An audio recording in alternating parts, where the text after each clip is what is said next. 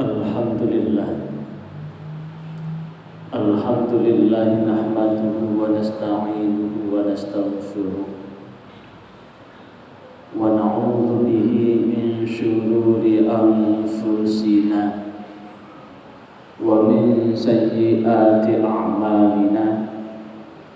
May yahdihillahu fala mudilla lahu wa may yudlilhu fala hadiya lahu. Asyhadu an la ilaha illallah wahdahu la syarika lah wa asyhadu anna Muhammadan abduhu wa rasuluh. Allahumma salli wa sallim wa barik ala sayyidina Muhammad wa ala alihi wa ashabihi wa man irtada. Amma ba'd, fa ya ibadallah, usikum wa iyaya bitaqwallah, faqad fazal muttaqun. Faqala Allah Ta'ala fi kitabihil karim, a'udzu billahi minasy syaithanir rajim. Bismillahirrahmanirrahim. Ara'aital ladzina yukadzibu bid-din, fadzalika alladzi yad'ul yatim wa la yahuddu ala ta'amil miskin, fawailul lil musallin alladzina hum an salatihim sahun alladzina hum yura'una wa yamna'unal ma'un. Ma'asyiral muslimin wa zumratal mu'minin rahimakumullah. Mari dalam waktu yang teramat singkat ini, kurang lebih sekitar 10 menit, mari kita senantiasa berwasiat tentang pentingnya menjaga ketakwaan kita kepada Allah, kepatuhan untuk melaksanakan apapun yang telah menjadi perintah Allah dan meninggalkan apapun yang telah menjadi larangan Allah. Maka dengan kepatuhan itu, mudah-mudahan Allah senantiasa berkenan membentangkan jaminan keselamatan buat hidup dan kehidupan kita beserta anak turun dan keluarga kita di dunia hingga di akhirat. Ma'asyiral muslimin wa zumratal mu'minin rahimakumullah. Melalui Al-Quran surah Al-Ma'un yang dibaca dalam muqaddimah tadi, maka saya akan menyampaikan tadabbur tentang surah Al-Ma'un. Kata Al-Ma'un adalah barang-barang yang berguna. Barang-barang yang berguna adalah barang-barang yang ada di sekitar kita, yang sekiranya kita mengejarnya, memeliharanya dan menjaganya. Dan Al-Ma'un ini adalah bisa berupa sesuatu yang nampak maupun sesuatu yang tidak nampak. Tapi para mufasir adalah barang-barang yang nampak yang dapat diindrawi oleh indera kita. Nama lain dari surah Al-Ma'un ini adalah surah At-Takdzib, karena isinya adalah satu ancaman orang yang mendustakan yaum hari kiamat. Disebut dengan surah Al-Yatim karena di dalamnya ada orang yang menghardi anak yatim. Juga disebut dengan surah Ar-Ra'aita karena di situ Allah mengawali dengan Ar-Ra'aital ladzina yukadzibu bid-din. Tahukah engkau orang yang mendustakan agama?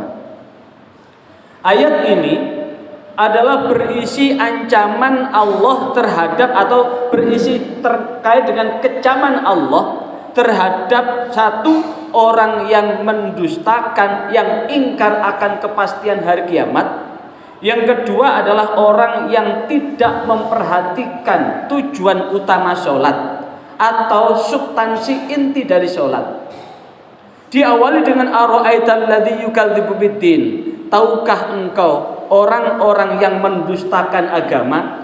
Mendustakan agama itu adalah apa? Tegaknya agama itu adalah hari kiamat. Maka sesungguhnya orang yang mengingkari terhadap hari kiamat, hari yang ditegakkan oleh agama, ini akan menjadi pangkal dari berbagai macam kejahatan. Sekali lagi, orang yang mendustakan akan kebenaran dan kepastian hari kiamat, maka ini akan menjadi pangkal segala macam kejahatan.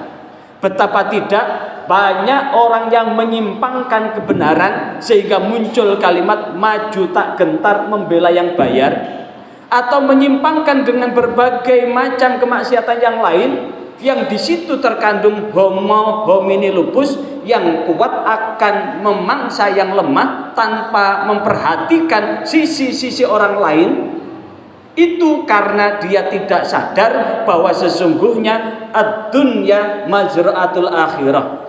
Dunia ini adalah ladang menuju akhirat. Tidak sadar bahwa kita hidup di dunia ini hanya sementara. Dan ada kehidupan yang lebih lama, yaitu alam barzah dan alam akhirat. Dan di alam akhirat itu kita hidup selamanya. Karena tidak percaya kepastian hari kiamat itu, maka disebutkan fadzalikal ladzi yad'ul yatim. Maka demikian itu mereka adalah orang-orang yang menghardi anak yatim, mengabaikan anak yatim. Padahal anak yatim sebagaimana disampaikan oleh Rasulullah, ana wa kafil yatim kahadza, saya dan orang-orang yang menjamin anak yatim seperti ini, sambil menunjukkan dua jari, ujung jari dan jari tengah. Saking dekatnya orang-orang yang menjadikan penjamin, menjadi donatur terhadap anak yatim, yang memelihara anak yatim, maka orang-orang yang mengasihi anak yatim itulah yang kemudian sangat dekat di hari akhirat nanti bersama Rasulullah SAW.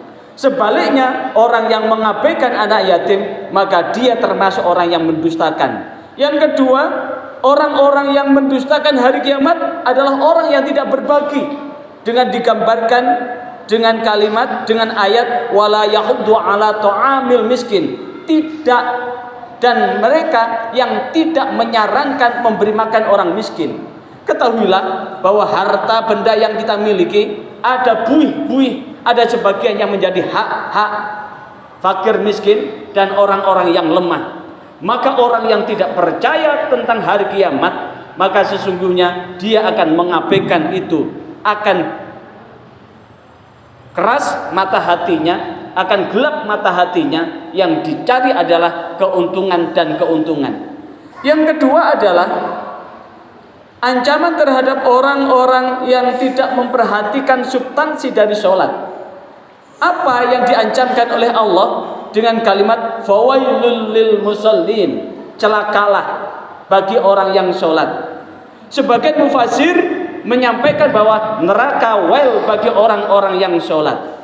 Siapakah orang-orang yang sholat yang dianggap celaka, yang diancam oleh Allah dengan celaka itu?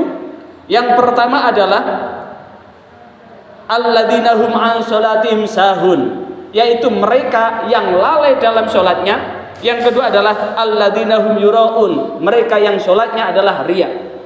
Maka sesungguhnya berkaitan dengan alladzina hum an sholatihim sahun, mereka yang lalai dalam sholatnya, dijelaskan di dalam kitab tafsir Ibnu Katsir, disebutkan imma an waqtihal awal fayuakhiru naha ila akhirih daiman aw ghaliban.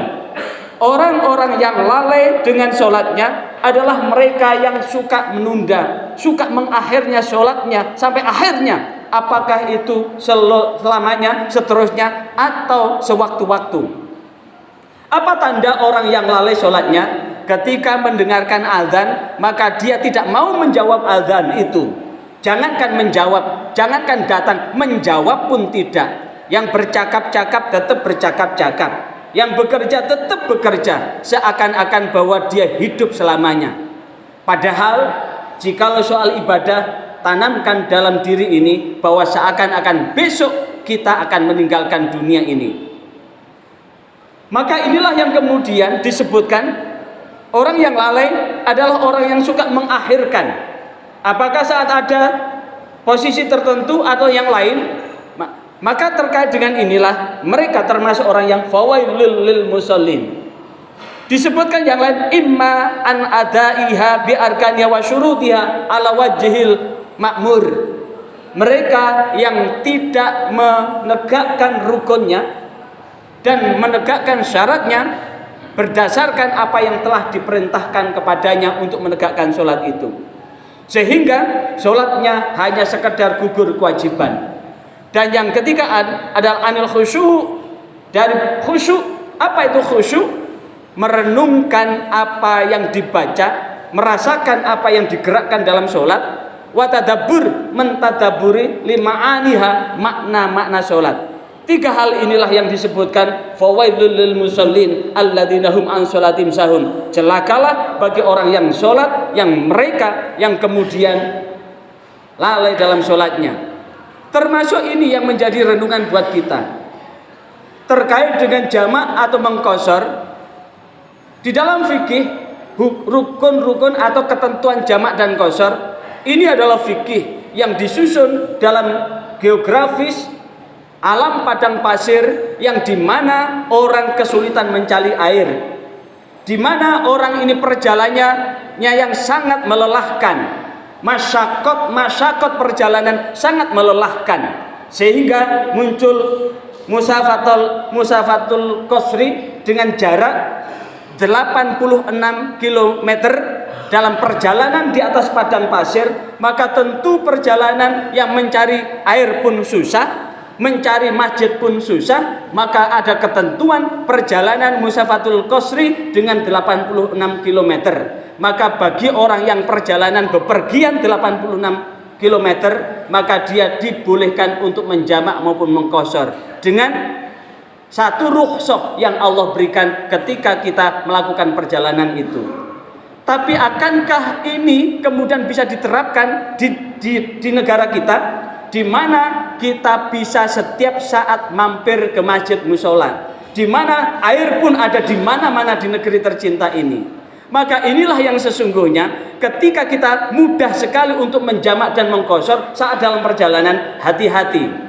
Jangan-jangan kemudahan kita ini termasuk fawailul lil musallin alladzina hum an sholatim sahun. Celakalah bagi orang yang sholat, yang lalai dalam sholatnya. Ma'asyiral muslimin wa zumratal mu'minin rahimakumullah. Dari Al-Quran surah Al-Ma'un ini kemudian dapat disimpulkan bahwa sesungguhnya agama yang Allah turunkan adalah menuntut kebersihan jiwa. Kebersihan jiwa dengan harta-harta yang kita miliki untuk memiliki jiwa yang derma, untuk berbagi terhadap sesama. Di sisi yang lain kita tingkatkan kualitas spiritual kita. Karena sesungguhnya apa hubungannya dengan memberi dengan sholat? Karena sesungguhnya sholat ini adalah satu perbuatan yang diawali dengan takbiratul ikhram dan diakhiri dengan salam, bahwa hasil dari sholat ini adalah bentuk kepedulian kita terhadap sesama. Sekali lagi, hasil dari sholat kita adalah kepedulian kita terhadap sesama. Ada sifat gotong royong, saling mengasihi antar sesama, dan saling berbagi dalam suka maupun duka, terutama dalam urusan makanan dan urusan perhatian. Maka mudah-mudahan dengan seperti khutbah ini, kita jamaah Masjid Nurul Huda ini tidak termasuk orang-orang yang mendustakan agama, tidak termasuk orang-orang yang mendustakan akan kepastian hari kiamat. Sehingga mudah-mudahan kita sekeluarga senantiasa dalam ridho naungan Allah Subhanahu wa taala, selamat di dunia, selamat di akhirat. A'udzubillahi minasyaitonir rajim. Bismillahirrahmanirrahim. Wal 'ashri innal insana lafi khusrin illa alladzina amanu wa 'amilus solihati wa tawassaw bil haqqi wa tawassaw bis sabr. Barakallahu li wa lakum fil Qur'anil azim wa nafa'ani wa iyyakum bima final ayati wa dzikril hakim. Aqulu qouli hadza astaghfirullahal azim innahu wal ghafurur rahim.